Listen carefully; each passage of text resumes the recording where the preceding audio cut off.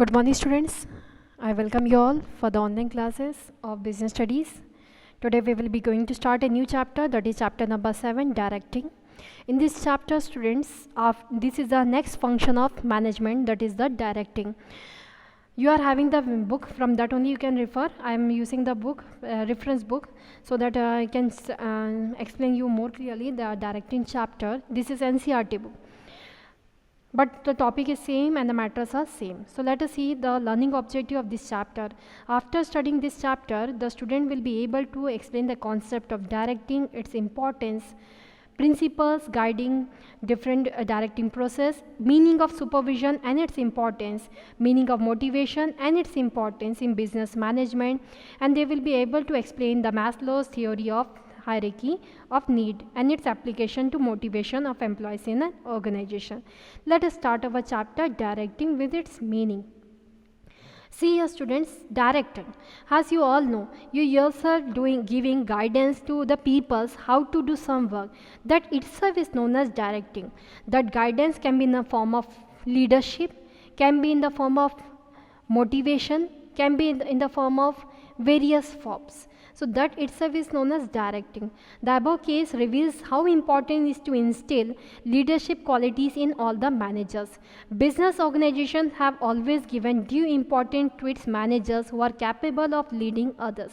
A manager needs to use various ways to lead, motivate and inspire the subordinates and to communicate with them suitably. These ways discussed in the present chapter are collectively called the directing function of management. Meaning, in ordinary sense, directing means giving instructions and guiding people in doing work. In our daily life, we come across many situations like a hotel owner directing his employees to complete certain activities for organizing a function, a teacher directing his students to complete an assignment, a film director directing the artists about how they should act in the film, etc. In all these situations, we can observe that directing is done to achieve some predetermined objectives. In the context of management of an organization, directing refers to the process of instructing, guiding, counseling, motivating and leading people in the organization to achieve its objective. I think meaning is clear of directing. You can observe here that directing is not a mere issue of communication but encompasses many elements like supervision, motivation and leadership. It is one of the key managerial functions performed by every manager. Directing is a managerial process which takes place throughout the life of an organization. The main characteristics of directing are discussed below. Directing initiates action. Directing is a key managerial function. A manager has to perform this function along with planning, organizing, staffing and controlling while discharging his duties in the organization. While other functions prepare a setting for action, directing initiates action in the organization. Directing takes place at every level of management. Every manager from top executive to supervisor perform the function of directing. The directing takes place wherever superior subordinate relation exists.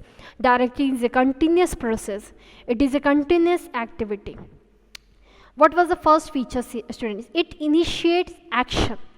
It brings out the action of a person. Whenever we are directing a person, the person will be able to come forward with the action. A manager has to perform this function along with planning. Time to time he have to direct the employee what work they have to do. That only that person will be able to initiate, chalk out the plan. Directing takes place at every level. Yes, definitely. It is not like that it is taken at the top level, middle level or lower level. It is taken at every level of the organization. Directing is a continuous process. As other functions of management are continuous, same way directing is a continuous process. Every activity needs directing, instructions for starting, guidance for the support and motivation for doing better. So directing is a continuous process. It is never ending process. It is a continuous activity. It takes place throughout the life of the organization irrespective of people occupying managerial position. We can observe that in organizations like Infosys, Tata, BHEL, HLL and the managers may change, but the directing process continues, because without direction the organization activities cannot continue further. Directing flows from top to bottom. Directing is first initiated at top level and flows to the bottom through organizational hierarchy. So it maintains a channel from top to bottom. It means that every manager can direct his immediate subordinate and takes instruction from his immediate boss. Importance of directing. The importance of directing can be understood by the fact that every action in the organization is initiated through directing only. Directing integrates people towards achievement of common objectives. Through directing, managers not only tell the people in the organization as to what they should do, when they should do, and how they should do, but also see that the instructions are implemented in proper perspective. Very often this becomes important factor in this efficient and effective functioning of the organization. The point which emphasize the importance of directing are presented as follows. Directing helps to initiate action by people in the organization towards attainment of desired objective.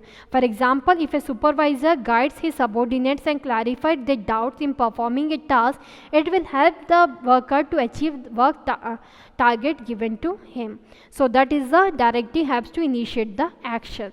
Directing integrates employees' efforts in the organization. Yes, there are different people working in the organization, all the employees putting their efforts, but all the people's effort must be united together to achieve the common objective of the organization, which is done by the directing function of the management. So every individual effort contributes to the organizational performance. Thus, it ensures that the individual work for organizational goals. For example, a manager with good leadership abilities will be in a position to convince the employees working under him that individual efforts and team effort will lead to achievement of organizational goals. Directing guides employees to fully realize their potential and capabilities by motivating and providing effective leadership. A good leader can always identify the potential of his employees and motivate them to extract work up to their full potential. Directing facilitates introduction of needed changes in the organization. Generally, people have a tendency to resist changes in the organization. Effective directing through motivation, communication, and leadership help to reduce such resistance and develop required cooperation in introducing changes in the organization. For example, if a manager wants to introduce a new system of accounting, there may be initial resistance from accounting staff. But if manager explains the purpose, provides training, and motivates with additional rewards, the employee may accept changes and cooperate with manager. So that is the function. Directing facilitate introduction of needed changes in the organization. Definitely, students, whatever changes is needed, that is brought by the directing.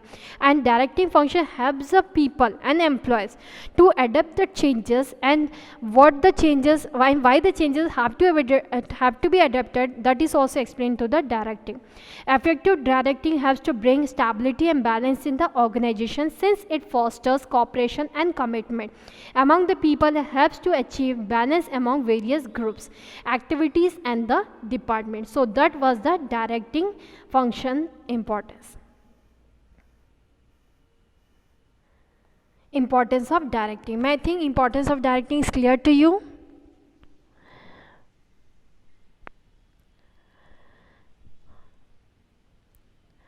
Next is principles of directing. Providing good and effective directing is a challenging task as it involves many complexity. Yes, definitely. It is not so easy as we are saying directing and leadership quality almost in everyone it is not there. Motivation, every people cannot motivate the people, but in a manager these all qualities are developed so that in future they can guide and motivate the people to do a positive work for the organization. So some principles of directing are there. Providing good and effective directing is a challenging task as it involves many complexity. A manager has to deal with people with diverse backgrounds, expectations. This complicates the directing process. Certain guiding principles of directing may help in directing process. These principles are briefly explained below. Maximum individual contribution.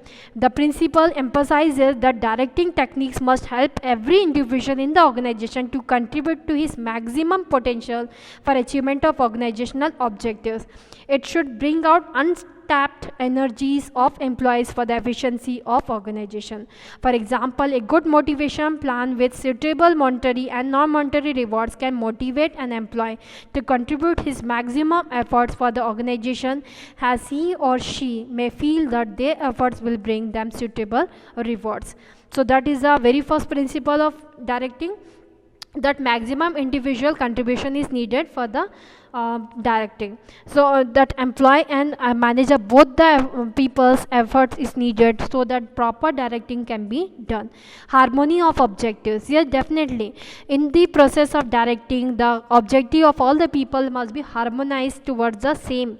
Very often we find that individual objectives of employees and the organizational objectives as understood are conflicting to each other. For example, an employee may expect attractive salary and monetary benefits to fulfill his personal needs. The organization may expect employees to improve productivity to achieve expected profit. But good directing should provide harmony by convincing that employee rewards and work efficiency are complementary to each other. There has one is fulfilling the other's need, definitely their needs can be fulfilled. If the employees want more salary, definitely they have to achieve the target of increase in production of the organization so as to maximize their salary. Unity of command. This principle insists that a person in the organization should receive instruction from one superior only. If instructions are received from more than one, it creates confusion, conflict, and disorder in the organization. So that must be there while directing. Unity of command must be there. One boss must direct one group of people. Adherence to this principle ensures effective direction.